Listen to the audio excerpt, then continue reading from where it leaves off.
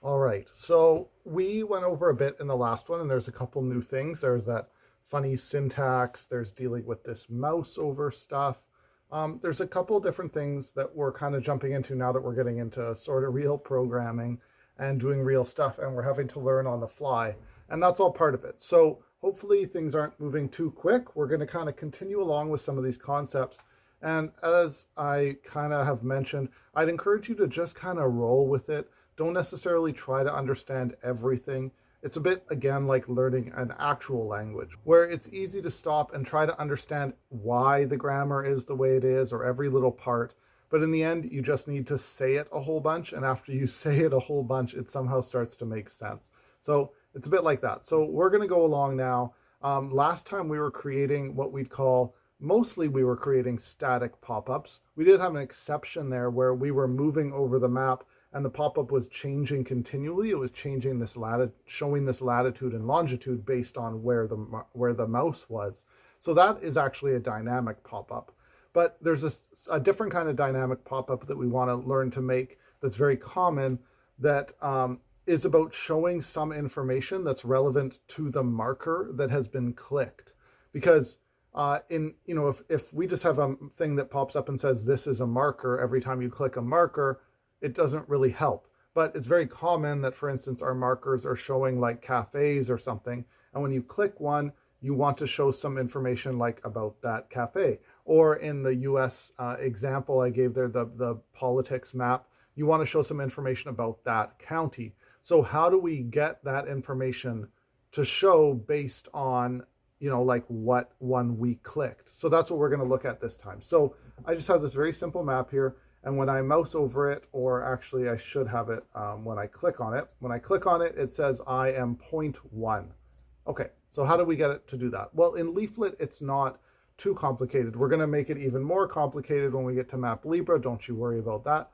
But we're just starting off here. So all we really have to do is use that bind pop-up method that we looked at last time. So here, if I bring over the code, we're going to see here that I made a quick array with some information of two different points in it. One is called point 1. I gave it a property name point 1, and the other has name point 2. And there's two different coordinates. And all I did was go to geojson.io and grab some coordinates and just some slightly different ones or whatever. But basically, there's this little array, and it has two objects in it. One is the first point, and one is the second point. This isn't a GeoJSON, they're just points there. So then what I do is I loop over them. I go for each of these points, we're going to add a marker. And I go marker point.coordinate, so I'm referring to this, add to map, which is just what we saw in the other examples where we're doing markers. And then I have this bind pop-up. And this, could just be on one line to make it really clear that all we're doing is chaining these methods along. Bind pop-up, and it says hello world, line break, I am, and then there's that special syntax again with the $, curly braces, blah, blah, blah, point dot name. So what we're doing is inside the loop, we're both making the marker and making the pop-up. And this actually makes the pop-up dynamic in a way because it's different for every marker that's created. It's a little different than how we'll be doing pop-ups dynamically later, where we have to get the information out of the marker in some way. In this case, we create it as we create the marker. And this is, again, one of the things that makes Leaflet a little bit easier. There's that syntax again with that special quotation mark and this thing, something, again, to just note. So, okay, so that means that I should have another point on this map. Well, it's here. I just have to zoom out a bit. I can't remember. Oh, there it is up there. So I can click. It says 0.2 and 0.1. So now we have different markers, different pop-ups depending on what marker is showing. Okay. Now, what if we want to make that happen on mouse over or appear as I mouse over? Well, there's this cool thing. Last time we did map.onMouseMove, which basically told the map to listen to every time the mouse moved to do something, to make a pop-up or change our pop-up. Well, the markers, you can also attach different events to. And in this case, I'm going to use mouse over and mouse out. Now, you're not just supposed to know these events. Again, you can Google this. You look up event listeners JavaScript. And you're going to see a big list. There's clicking, there's, I don't know, space bar pressing, there's key ups in input things, there's mouse overs, mouse move, mouse out. There's quite a few different of these event listeners. As you get used to using JavaScript, you'll kind of get used to knowing them.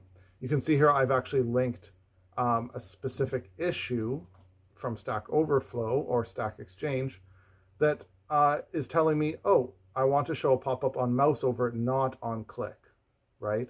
And this person uses this mouse over method, and there's some examples here which does more or less what we do, right? So again, I looked this up, I found it, and we went with it. So I bound a pop-up, and then I just added these, and it says on mouse over, this dot open pop-up, on mouse out, this dot close pop-up. This thing is a bit complicated to understand, but essentially, for the purposes of right now, it's referring to marker. I could just put marker here instead, but I wanted to just show you this thing because you're going to see it in JavaScript sometimes. It's kind of a way to refer to, I find it hard to describe. It's a way to refer to the thing that is being moused over, this, right? So inside the function, what is this? Is whatever thing is kind of causing the function to happen. Okay, so it's confusing, but hopefully you get just a very broad idea that this is referring to the marker because the marker is the thing that's triggering the event, okay? It's this thing you're going to see a lot. It's a little confusing. I don't know. I think we'll run into it probably again a couple times in the course, but this is a little introduction again to JavaScript as well as to mapping. Anyway, we're using this .open popup, which again is just a method that's in the Leaflet documentation that if a marker has a bound popup, you can call this and it will just open the popup for you without having to click on it. So if you had a button outside the map, you could press that button and cause the popup to open because it's got this little method, and close popup is the same thing. So if we load that and now we reload, on mouse over, it appears, and on mouse out, it disappears. Now, for instance, if we changed it so the mouse out wasn't there, we'd mouse over and then it would stay because there's no event listening for it to mouse out and then close. So you can see this is actually doing something. And again, it will work on both. If we zoom up, it'll work on both. And like we saw before, Leaflet automatically closes any pop-up that's open already when you open a second one. We saw that before. Now, there's a bit of a different way also to do this. You could do it with a GeoJSON instead of a list of points. This is getting into more complicated territory, but we're going there anyway because we're going to map Libra, which we saw uses GeoJSONs a lot. So here, I've kind of made the same thing using a GeoJSON. All I've done is organize these points. So now they're in the GeoJSON format with their features and the coordinates and this whole kind of complicated way of laying it out. And then we use the GeoJSON thing that we saw before, right? We saw this GeoJSON method when we were adding circles and adding lines and stuff like that. I think it was mainly lines and polygons. So we use that and we bind a pop-up on it, and there's some crazy stuff that's going on here. So one is that when we give the GeoJSON points, it doesn't know what to do with them in Leaflet because points could be circles, they could be markers, you could do whatever, you could be adding icons to them. Unlike a line, which is just going to be a line, or a polygon, which again has some styling information, like what color do you want it, which we did with a different function, something like style. Points, you have to tell it what you want it to be. So here there's this function point to layer, which we're going to see in the Leaflet documentation as well. Point to layer Leaflet. We can just hop there. Where's our reference? GeoJSONs. Oh, we get this pop up here, GeoJSON, and down here, point to layer, right there. A function defining how the GeoJSON points spawn Leaflet layers. And what we're telling it here is for every point, make it a marker. And we have to pass this little latitude and longitude. All I'm doing is copying this exact bit from the documentation, right? I'm not some genius that figured this out. I just went here, I read some of this, and I was like, oh, that's where it is. Okay, function, You have to know to put it in this way, but that's how it works. So that's going to make it actually make a marker. Now, we can also say bind popup to this whole GeoJSON, And that means that every single one of the features in there is going to have a pop-up attached to it. Now, we want the pop-up to show the name, right? Point 1 or point 2, the same way we did it with this bind pop-up here. But in this case, there's just one bind pop-up. We're not doing it in a loop.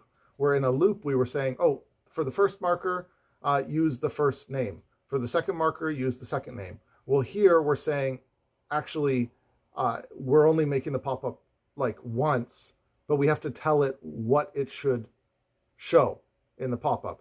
And in this case, we refer to it this special way. Okay, so we're going to console log that layer so that we can actually see what information we get in that layer when we're attaching it with a GeoJSON. So if I do this and then I click, we get this layer. So this is like all the information that is attached to this point.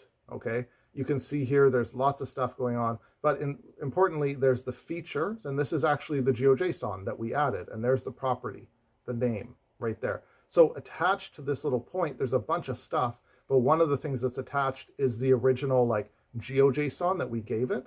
So what we can do is use that GeoJSON and make a little div out of it here. So we can say, again, with that same syntax with the funny quotation marks and the $sign, we can say layer.feature.properties.name. And what that's doing is it's referring to this. This is layer, this, I console logged layer, dot feature, dot properties, dot name. So that's how I'm finding that. I'm going down into the object to get the name, just this name property. And I know it's the same on every feature, right? Because I just have two features and each of them have a property called name. So, okay, so then I load it and there we get point 1 and it's a big heading, and we get point 2. So we have point 1 and point 2. And so we've added them now in a couple different ways. One was easier. It's just you loop over them and you add them. This is what I'd recommend for a beginner. Like if you're brand new to this, this is an easy way to go. But as you get a little more familiar with things, I've been showing you this GeoJSON stuff for a reason, because this is kind of where you'll go in the long run and where we're going when we use MapLibra and stuff like that. We're going to be using a lot more of this GeoJSON type stuff where there's properties and you refer to the name, to the properties inside them in this kind of very dynamic way where it just takes like one line and you are referring to this property that's on every single point. Anyway, I hope that made sense. Feel free to leave comments, ask questions, all that sort of stuff. And in the next one, we'll start actually doing the MapLibra stuff. So get strapped in. Here we go.